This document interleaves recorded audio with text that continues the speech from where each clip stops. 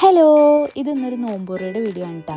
ഒരു നോമ്പുറക്കലുണ്ടായിരുന്നു ഇടയപ്പുറത്ത്. അവിടെ പോകാൻ വേണ്ടി ഇറങ്ങിയെന്നാണ്. അപ്പോഴാണ് കേട്ടോ കാർ കഴുകി ഇറങ്ങിയത്.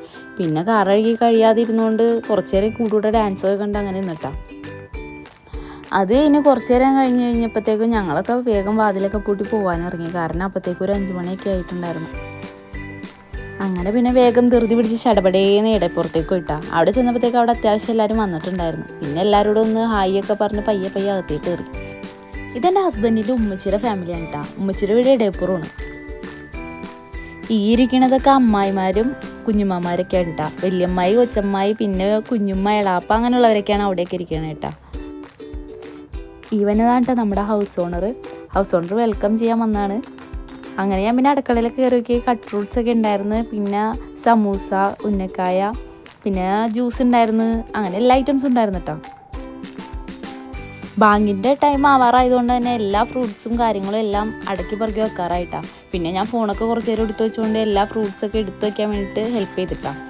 അത് കഴിഞ്ഞ് പിന്നെ എല്ലാം കഴിഞ്ഞ് കഴിഞ്ഞപ്പോഴത്തേക്കും കുറച്ച് ടൈം കിട്ടി. അപ്പോഴാണ് ഈ വീഡിയോ ഒക്കെ എടുത്തത്. പിന്നെ കുറച്ച് നേരം എല്ലാവരും കൂടി ഇരുന്ന് സംസാരിക്കാമെന്ന് പറഞ്ഞു. കാരണം അപ്പോഴത്തേക്കും ഇച്ചിരി ടൈം ഉണ്ടായിരുന്നു. പിന്നെ എല്ലാവരും കൂടി കുറച്ച് നേരം ഇരുന്ന് വർത്താനമൊക്കെ പറഞ്ഞു. അപ്പോഴത്തേക്കും ബാങ്ക് വിളിക്കാറായി. വേഗം പായൊക്കെ വിരിച്ച് സാധനങ്ങളൊക്കെ നിർത്തിയിട്ട് പിള്ളേർ സെറ്റ് ഓടിക്കയറി ചാടി പിഴഞ്ഞിരുന്നു.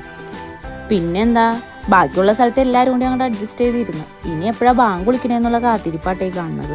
ബാങ്ക് വിളിയും നോമ്പോറയൊക്കെ കഴിഞ്ഞ് കുറച്ച് നേരം കഴിഞ്ഞപ്പോഴത്തേക്കും ഫുഡ് എടുത്ത് ഒരു ട്രിപ്പ് കഴിഞ്ഞതാണ്. ഇത് ലാസ്റ്റ് ട്രിപ്പാണ്.